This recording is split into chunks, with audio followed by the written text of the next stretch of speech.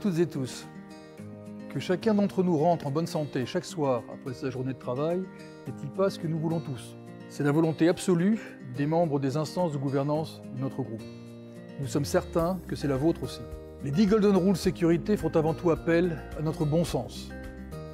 Adopter ces comportements, qui doivent devenir des réflexes de tous les jours, est essentiel pour garantir un travail en toute sécurité à toutes les parties prenantes.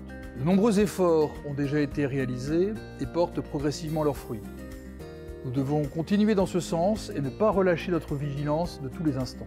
Cette 4e vidéo des Golden Rules sécurité nous rappelle l'importance d'une consignation rigoureuse, d'un contrôle méticuleux de l'absence d'énergie avant d'intervenir sur des équipements.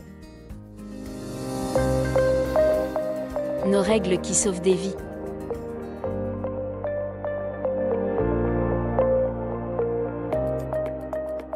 Des machines ou installations mises à l'arrêt pour des opérations de réglage, essai, maintenance, nettoyage, entretien, etc. sont à l'origine d'accidents du travail aux conséquences souvent graves. Les risques liés aux interventions sur ces équipements sont nombreux: électrocution, happement, brûlure, écrasement, irradiation. Ils sont principalement liés à des pièces nues sous tension électrique, des fluides sous pression, fluides hydrauliques, vapeur, produits chimiques dangereux, ou encore des pièces mécaniques effectuant un mouvement intempestif. Ces interventions sont d'autant plus risquées quand l'intervenant peut se croire en sécurité, alors que la consignation est incomplète ou lorsqu'un dispositif de sécurité est désactivé à mauvais escient.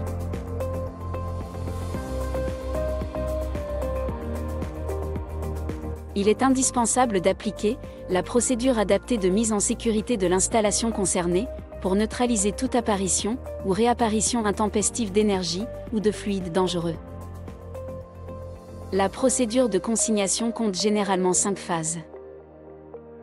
Durant la phase de fermeture et de séparation, l'équipement à consigner est identifié et isolé. La condamnation consiste à bloquer physiquement les commandes qui activent ou désactivent l'équipement sur lequel un opérateur doit intervenir. La condamnation est clairement signalée. Les dispositifs de sécurité sont là pour nous protéger et ne peuvent jamais être désactivés.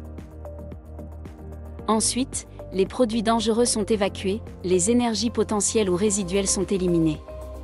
Celles-ci constituent de graves dangers.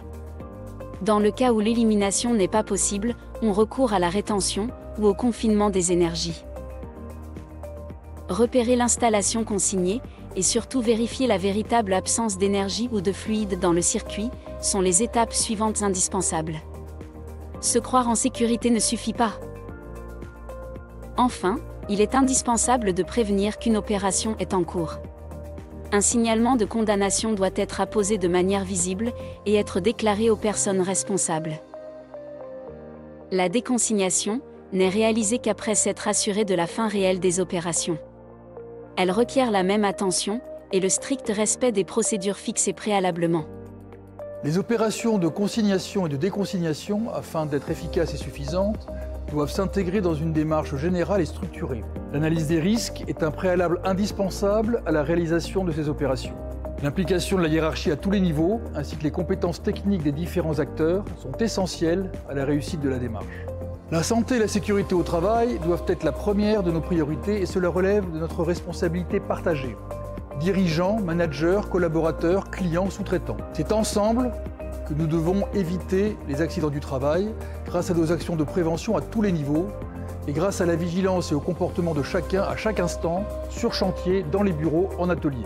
Respectons tous les bonnes pratiques et sauvons des vies.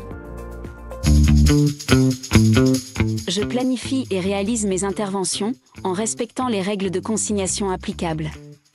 Avant toute intervention, les responsables de l'installation et du chantier se coordonnent.